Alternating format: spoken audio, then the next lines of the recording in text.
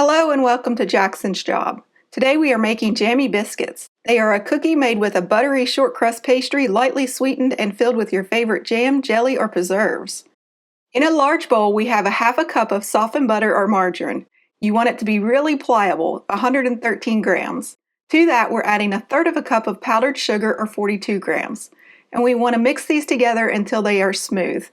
Whatever you do, don't make a mess like I'm doing here. Once it has come together, we're going to add in a large egg yolk. That's 20 grams. At first, it's going to look very curdled, but just keep mixing away and it'll come together and be nice and smooth. Once it looks like this, we're going to add in 1/8 of a teaspoon of salt, 0.625 grams, and 1/2 teaspoon of vanilla, 2.5 milliliters. You don't have to put the vanilla in here. You can leave it out entirely, or you can add your favorite extract or even some lemon or orange zest. Mix this until it's well combined, and then we're going to add in some flour. We need 1 cup plus 2 tablespoons, that's 168.75 grams. Of course, you can always round up to 169.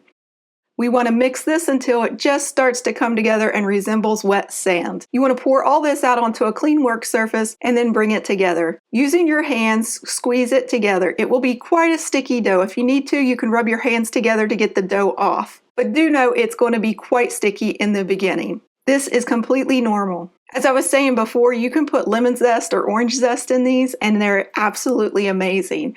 You don't want to overwork the dough because you really want that nice snap when you go to break these.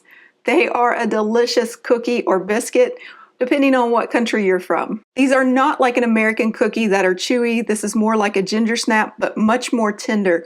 They just kind of melt in your mouth. They are amazing. Once you have the dough squeezed together in one unit, flatten it out and put it either in a round shape or you put it in a square shape. It doesn't really matter. It just helps you roll it out later. Now you need to chill this until it's firm. It's going to take at least 2 hours. If you have really hot hands, it may take a little bit longer than 2 hours, so just be prepared for that. If you have the time, overnight is even better because it really marries those flavors together. Whenever I have butter that's expiring, I love to make this and just have it in the freezer. That way I can have these almost any day of the week. After your dough has chilled, please preheat your oven to 350 degrees Fahrenheit or 180 degrees Celsius. You want to roll this about 1/8 of an inch thick or 3 millimeters. You can go up to 1/4 inch, 6 millimeters, but beyond that it's going to be too thick when you make this into a sandwich cookie. As the dough gets thinner, it might start to stick to the counter. Use a spatula to help you move the dough around, and if you need to, you can add more flour along the way.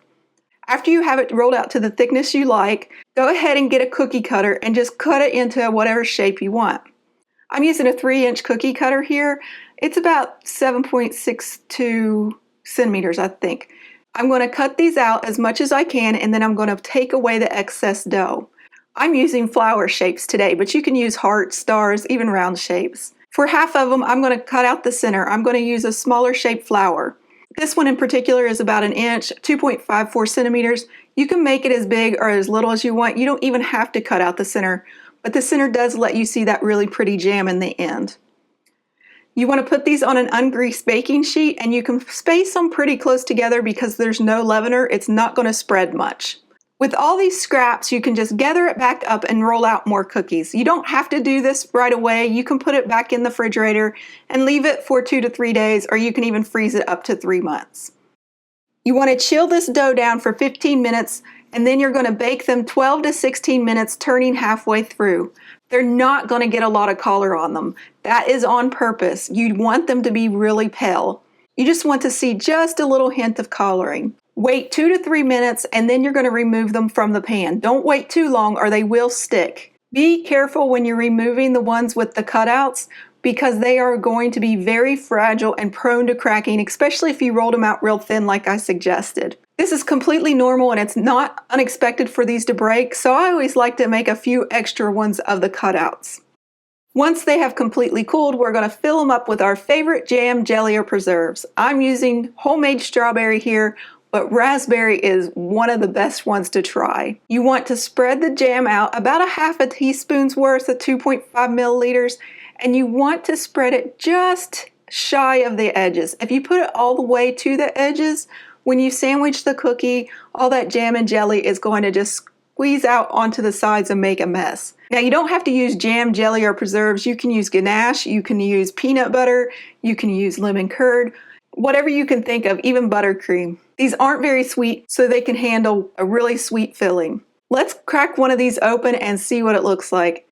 Look at how easily they snap and still hold their shape. They are absolutely amazing, you guys. You have to try these cookies. Let's ask Maggie what she thinks of these cookies.